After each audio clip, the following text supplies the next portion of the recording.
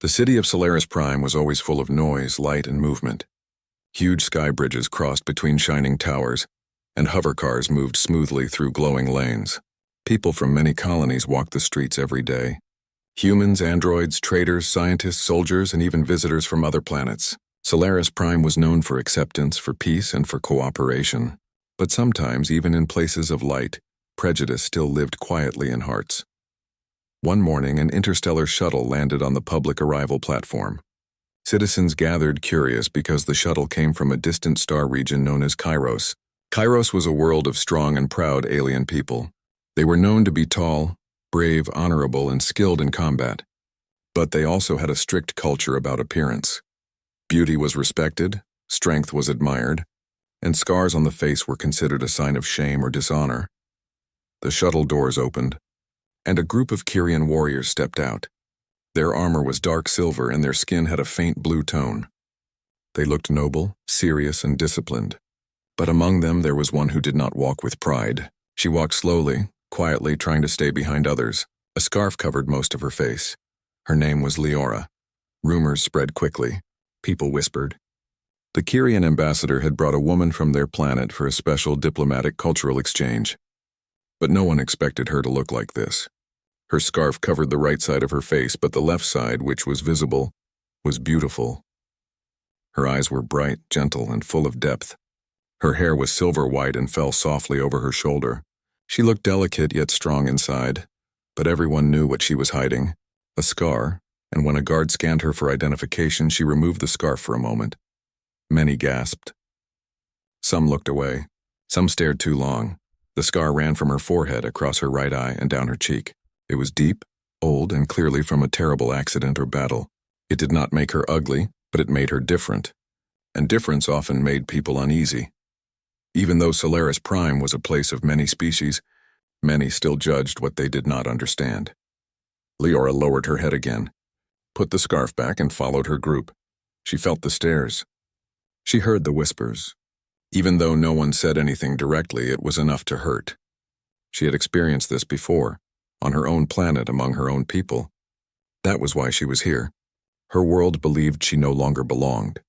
The Kyrian ambassador introduced her to a group of officials and community members who were responsible for hosting guests.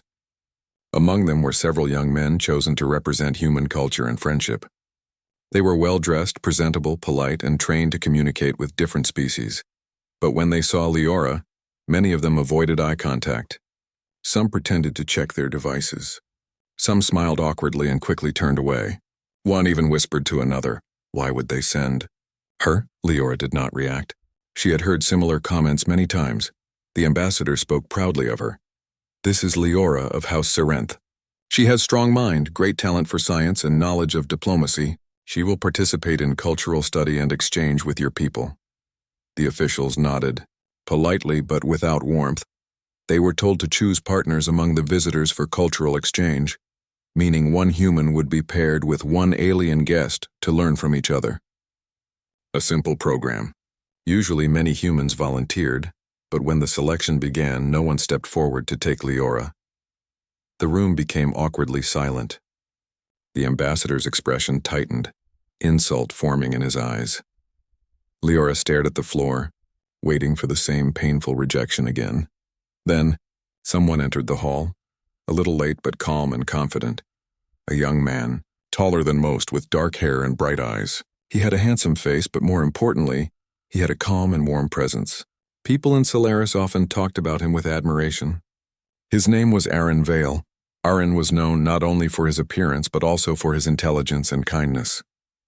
He worked as an engineer for the city's transportation system, and he had a natural interest in alien cultures.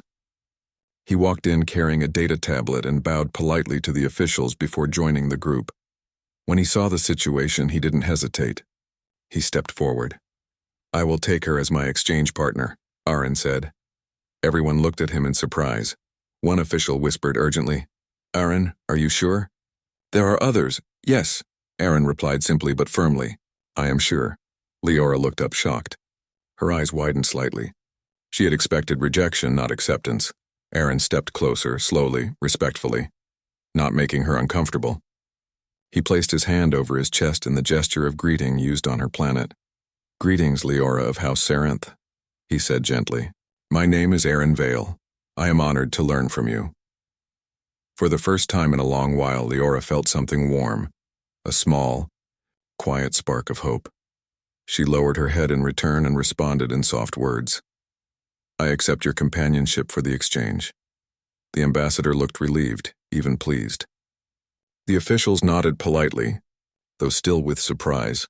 As they walked out together, Aaron spoke to her in an easy, friendly tone, not treating her differently, not acting nervous, not staring at her scar. Leora watched him carefully. Most people's eyes always found the scar first, but Aaron looked straight into her eyes. Like the scar did not exist. For the first time in years, she felt seen as a person, not a deformity. They walked through the shining city, and Aaron pointed out buildings, explained the transport lanes, and told her stories of Earth culture. Leora listened quietly at first, but slowly her voice returned. She asked questions, she shared small descriptions of her home planet, and her tone became more alive. By evening, they reached the residence where she would stay during the program. Aaron helped carry her small bag. When they stopped at the door, Leora hesitated. She looked at him and said softly, "Why did you choose me?" Aaron smiled, not a shallow smile, but a gentle one. "Because everyone deserves to be welcomed," he said. "Scars are only proof that someone has survived." Leora felt her heart tremble, not in fear, but in something warm and unfamiliar. Respect, and perhaps the beginning of trust. But unknown to both of them, shadows were also moving in the galaxy, and Leora's past was not finished with her. Her scar was not just a wound. It was a sign of something far greater and far more dangerous, to be continued. Days passed on Solaris Prime, and Aaron and Leora slowly became familiar with each other's presence. The cultural exchange program gave them daily tasks, attending language lessons, touring important sites in the city, sharing meals, and discussing their worlds. Aaron did not treat it like an assignment. He treated it like a friendship. He respected her pace, her silence, and her personal space. He did not push her to talk about things she did not want to talk about. Leora noticed this, and because of that, she began to speak more. They visited the Great Sky Garden, a floating park suspended between buildings with trees, flowers, and gentle white birds gliding through open air. Leora sat quietly, letting the breeze move her silver hair. Aaron sat beside her. Her eyes followed the birds. "On my planet," she said softly, "we have sky gliders. They are strong, large-winged creatures. They choose only one rider in their lifetime. If the rider is kind, they stay loyal forever." Aaron smiled. "Beautiful, but also very meaningful." Leora nodded and looked at him. "Yes, on Kiros, loyalty is the most important value. But my people, they did not stay loyal to me." Her voice softened as if a memory had surfaced again, a memory she wished she could forget. Aaron did not ask. He simply waited. After a few moments, she continued, because the silence felt safe with him. "I was part of a research team on my world," she said. "We studied ancient ruins near the northern ridge. It was peaceful. I liked my work. I liked understanding history and learning from the past. But one day a group of raiders attacked the research base." Her hand moved up slightly, touching the edge of her scarf where the scar would be. "They destroyed our equipment. They hurt many of us. I tried to protect my team, but I failed. The explosion left this scar. And after that, my own people began to treat me differently. They said I brought shame, that I should have died instead of surviving." Aaron listened quietly, his expression calm but his heart heavy. "They were wrong," he said softly. Leora closed her eyes for a moment. "Maybe, but belief is powerful. When many believe something, even lies become reality." She turned her head to him. "My scar is not the true reason they sent me here. They wanted me gone. I was a reminder of something they did not want to face. Failure, vulnerability." Aaron exhaled slowly. "Leora, what you survived was bravery, not shame." She did not reply immediately. She simply looked at him, really looked. Something inside her softened. For the first time, she felt understood. Over the next week, Aaron introduced Leora to his work. He showed her the hover rail system he helped design. He explained the magnetic levitation lines and power stabilizers. Leora was fascinated and asked thoughtful questions. Her intelligence became clear to everyone in the facility. Some workers respected her. Some kept their distance. Some stared at her scar when they thought she wasn't looking, but Aaron always saw it. And each time, he gently changed the subject, drawing attention back to her words, not her appearance. One evening, as they were leaving the engineering center, a group of young workers stood near the exit. They had been whispering all day. When Leora walked past them, one muttered under his breath, "Ugly alien. Probably dangerous." Aaron immediately stopped and stepped in front of Leora, his voice calm but firm. "You don't speak to guests that way," he said, "and you don't judge someone based on what you don't understand." The workers grew quiet. Embarrassed, Leora watched Aaron as they walked away. "You defended me," she said in a quiet tone full of surprise. "Of course," Aaron replied. "That's what people do for each other." Leora shook her head. "Not in my world." Aaron looked at her gently. "Then maybe it's time to have a new world." But peace never lasts forever. One night, Leora had trouble sleeping. She stepped out onto the balcony of her residence and watched the city lights stretch into the horizon. Her scarf was off, her scar glowing faintly in the moonlight.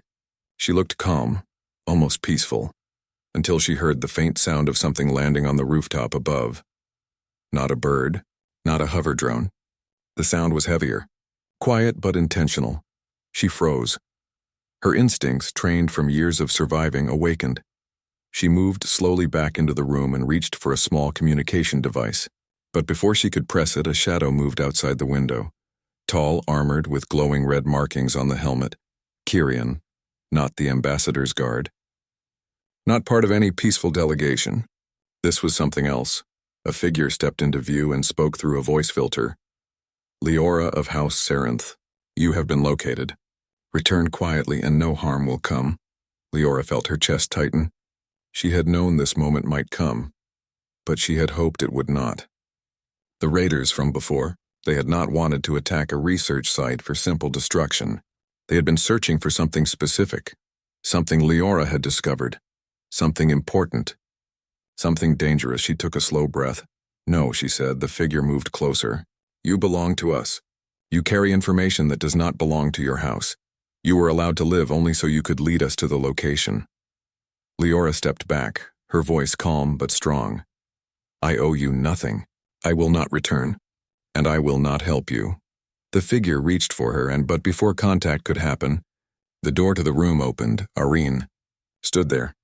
He had come because he noticed her lights were still on and wanted to check she was all right. He froze when he saw the intruder. The armored figure turned sharply without thinking. Aaron grabbed Leora's arm and pulled her behind him, even though the intruder was clearly stronger and armed. Leora's eyes widened. "Aaron, no." But Aaron did not step back. His voice was steady. "Leave now, this is protected territory. Any threat here will be reported." The intruder hesitated, because harming a civilian on Solaris Prime would start international conflict. After a moment, they stepped back toward the open window. "This is not finished," the figure said. "We will return." They leapt silently into the darkness, vanishing into the air pathways of the night. Silence filled the room. Leora stood very still. Aaron turned to her. "Are you hurt?" Leora shook her head slowly.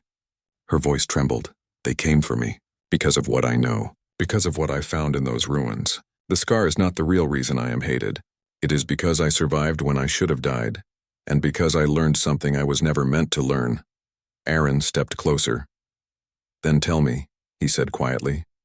"You don't have to carry this alone." Leora looked at him, her eyes shining with fear, sadness, and trust. "There is a secret," she said softly. "A secret that could change both our worlds. And those who want to control it would do anything to get it." The city lights flickered outside. The shadows were no longer far away. They were here, and the danger had only just begun.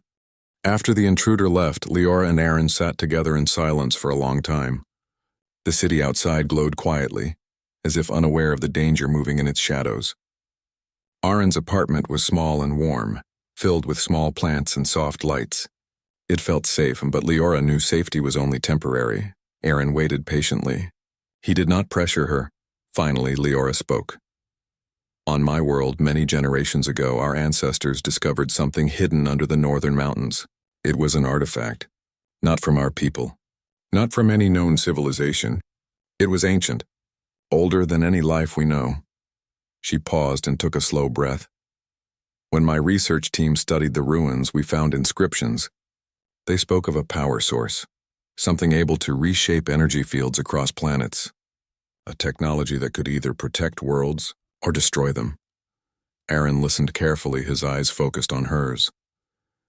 This artifact, Leora continued, was believed to be connected to star energy. If misused, it could drain life instead of giving it. My team wanted to secure it, study it slowly, carefully, but others wanted to use it for control.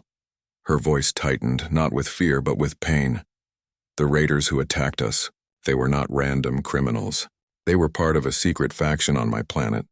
A faction that believes power is the only truth. They wanted me because I deciphered the location of the artifact's core. I knew where it was hidden. She looked directly into Aaron's eyes. And I refused to tell them. Aaron nodded slowly. So the scar is from protecting something important. Yes, Leora said softly. But my people did not believe that. They only saw that I survived. And survival to them meant shame. Aaron's voice was gentle but firm. Survival means strength. You survived because you were brave. Leora's eyes softened. His words were simple, but they carried healing. For the first time, she could say her truth without being rejected. The next morning, Aaron contacted the Solaris Council. They sent security to protect Leora's residence and began tracking unidentified alien signals near the city. Everyone took the situation seriously now. The Kyrian ambassador was informed. His expression was heavy. You should have told us, Leora, he said quietly. We could have protected you sooner. Leora lowered her head respectfully. I did not want to bring danger to your people or to this city. The ambassador sighed. It is too late for that now. They will return, Aaron stepped forward. Then we prepare. We don't run. The ambassador looked at him carefully, as if seeing something more in him than just a handsome young engineer. You care for her, he said. Aaron did not look away. He did not hesitate. Yes, I do. Leora felt her heart tremble again, this time stronger, not from fear, but from something like hope. That evening, Aaron and Leora returned to the Sky Garden, the place where she had first shared a piece of her past. The floating trees swayed in the soft wind. The white birds moved silently across the sky. Leora looked at the horizon. I used to believe my scar made me weak, that it made me lesser. Aaron stood beside her. Your scar shows that you survived something others could not. She turned toward him, her eyes reflecting the evening light. Do you truly not see it as something ugly? Aaron shook his head, slow and steady. I see a reminder of your courage, a mark of your strength, and a part of your story. Leora's chest felt warm, a feeling she hadn't known in years. Something melted inside her, something that had been frozen for a long time. She whispered, Thank you. But Aaron wasn't finished. You don't have to hide it anymore, he said gently. Leora reached up and slowly removed her scarf. The scar caught the golden light of sunset. Not ugly, not frightening, just real. People walking in the Sky Garden noticed. Some stared. Some didn't. But no one said anything cruel, and even if they did, she was no longer alone. Aaron stood with her. But as the sun set, the air shifted. The ambassador's guards appeared at the garden entrance. They have returned, one said urgently. Their ship is nearby. They demand her surrender. Leora's breath caught. But she did not step back this time. She did not hide. She stood tall. Aaron looked at her. We faced them together. She nodded. Together they walked to the diplomatic courtyard where the intruders waited. The leader, the same armored figure from before, stood in the center. Behind him were several others, but not many. This was not an attack force. This was a message. Leora of House Serenth, the leader called out. Return with us. You know the consequences if you refuse. Leora stood straight, her voice strong and calm. I will not return, and I will not reveal the location of the artifact. That knowledge must not be misused. The leader's visor tilted slightly. You think you can protect it alone? Leora shook her head. I am not alone anymore. Aaron stepped forward. The leader studied him. A human? You trust one of them? Yes, Leora said, her voice clear. Because he sees beyond scars. Beyond fear, he sees the person. The courtyard became silent, heavy, meaningful. The leader exhaled slowly. Then know this. The faction that wants the artifact will not stop. They will come again. The galaxy will soon feel their reach. Leora's expression did not break. Then we will be ready. The leader paused, then gave a silent signal. His group stepped back. This is not surrender, he said. This is delay. Use your time well. And just like that, they departed, disappearing into the sky. No battle. No destruction. Just a promise of conflict in the future, but for now, peace. That night, Leora and Aaron stood on the balcony overlooking the shining city. The danger was not gone, but something had changed. Leora no longer felt like a burden. She no longer felt like a shame. She no longer felt alone. Aaron gently touched her hand, slow, respectful, letting her decide. She did not pull away. Their hands remained together, fingers intertwined quietly. Natural. Warm. Leora spoke softly. On my world, we have a saying. When someone stays beside you when the world turns against you, they become your true home. Aaron smiled. Not the charming smile others admired, but the warm, sincere one that belonged only to her. Then let us build a new home, he said. Together. Leora looked out at Solaris Prime, bright, alive. Filled with endless possibilities, she nodded. Yes. Together. Because now, her scar was no longer just a mark from the past. It was the beginning of a future. A future where she was not rejected. A future where she was seen. A future where she was loved. The end.